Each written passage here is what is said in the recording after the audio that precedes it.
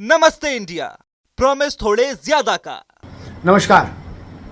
उत्तर प्रदेश की भूमि पर अब किसी भी विदेशी आक्रांता के महिमा मंडन से जुड़ा कोई भी कार्यक्रम, अभियान, जलसा, मेला, उत्सव संभव नहीं होगा।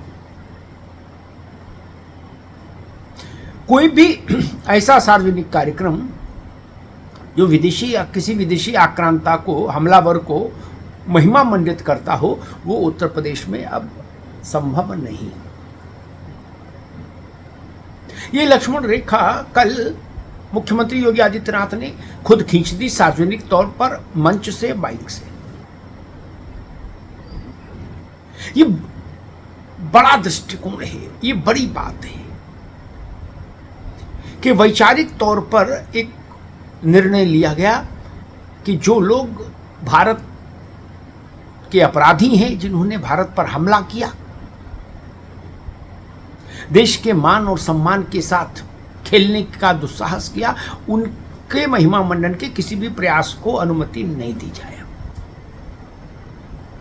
जी हाँ, कल महाराजा सुहेलदेव की एक विशाल भव्य कांस्य प्रतिमा को लोकार्पित किया है योगी आदित्यनाथ ने बहराइच में, और वहीं उन्होंने ये बात भी कही। इस बात का बहुत बड़ा और गहरा संदेश है। इसीलिए सालार गाजी के याद में लगने वाले मेले उत्तर प्रदेश में यत्र तत्र, सबसे बड़ा मेला तो यहीं बहराइच में लगता था, और प्रयागराज से लेकर और संभल तक में लगते थे गाजी के मेले, वो सब बंद हो गए। सालार गाजी की याद में कुछ संभव नहीं। अब मेले नहीं लगता था, सालार गाजी का निकाह भी करवाया जाता था हर साल ढोल नगाड़ों के साथ। बर्बर दुष्ट विदेशी आक्रांता को, इस विदेशी आक्रांता को संत बना के, फकीर बना के पेश किया जा रहा था सैकड़ों साल से। अब उस परंपरा पर रोक लग गई। न संभल में अनुमति मिली, न प्रयागराज में मिली, न बहराइच में मिली। सालार गाजी के नाम पर अब कुछ भी संभव नहीं। बात खत्म।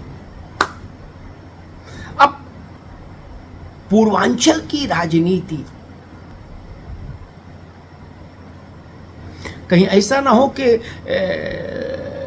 महाराजा सुहेलदेव और सालार गाजी इन दो प्रतीकों पर आकर टिक जाए। समझिए, क्योंकि सालार गाजी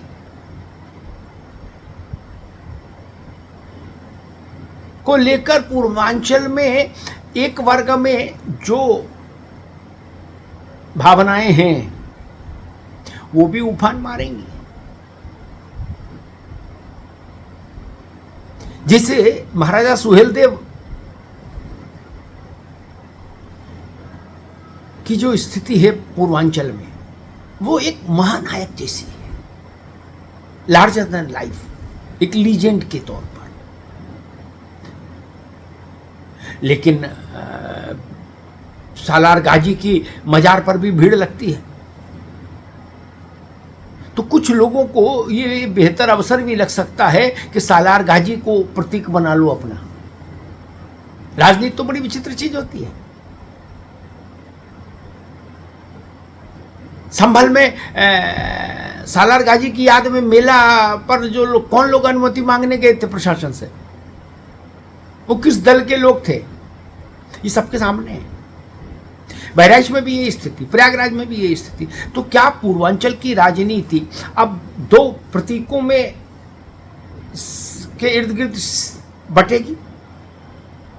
एक वो लोग जो महाराजा सुहेलदेव, जिन्होंने युद्ध में सालार गाजी का वध किया था, शौर्य पराक्रम की पराकाष्ठा करके, उसके साथ खड़े होने वाले एक तरफ, और गाजी के साथ खड़े होने वाले एक तरफ। तो इसलिए इस पर भी निगाह रखनी होगी कि ऐसा ना हो कि पूर्वांचल में गाजी एक प्रतीक बन जाए एक खास किस्म की सियासत का। और एक बात तो तय है कि जो सवाल योगी आदित्यनाथ ने मंच से उठा दिया, वो सवाल अब गांव गांव जाएगा, घर घर जाएगा, कस्बे कस्बे जाएगा। उन्होंने कहा कि भाई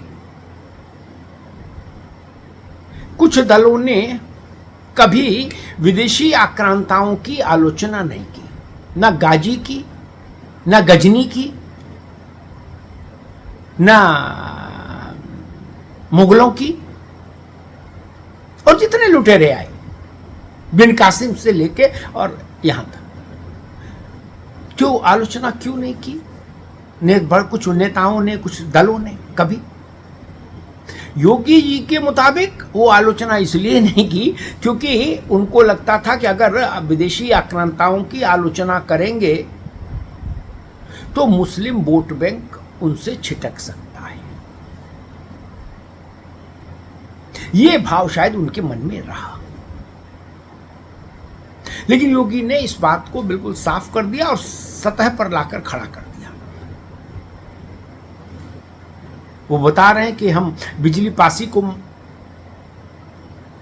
महिमा मंडित करेंगे, हम झलकारी बाई को महिमा मंडित करेंगे, हम अवंती बाई लोधी को महिमा मंडित करेंगे, जो भारत की मिट्टी के लाल हैं और जो गुमनामी के शिकार रहे सदियों तक, उनको समाज के सामने लाना है, उनको राष्ट्र के सामने लाना है, उनको उनके यश गाथा को, उनकी शौर्य गाथा को नई पीढ़ी तक पहुंचाना है।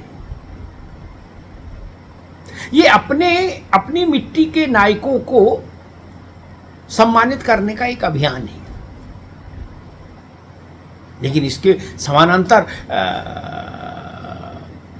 सालार गाजी जैसे चेहरों को साथ लेकर चलने वाली धारा भी है। वो धारा खत्म हो गई ऐसा नहीं है, वो धारा भी है।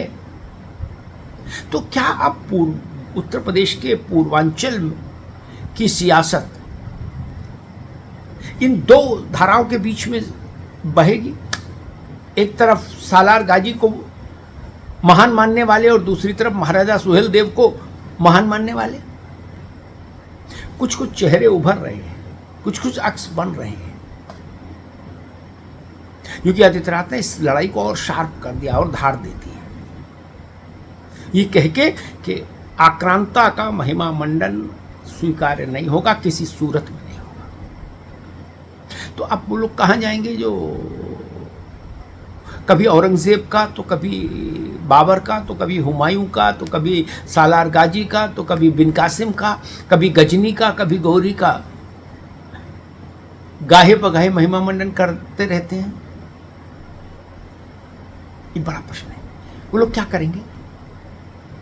क्या अब नायक, हमारी मिट्टी के नायक वर्सेस विदेशी आक्रांता, ये लड़ाई आकार लेने जा रही है समाज में? ये बड़ा प्रश्न है। इस पर हमको देखना होगा कि देश किस ढंग से प्रतिक्रिया देता है। हम अपने राष्ट्र के नायकों और महानायकों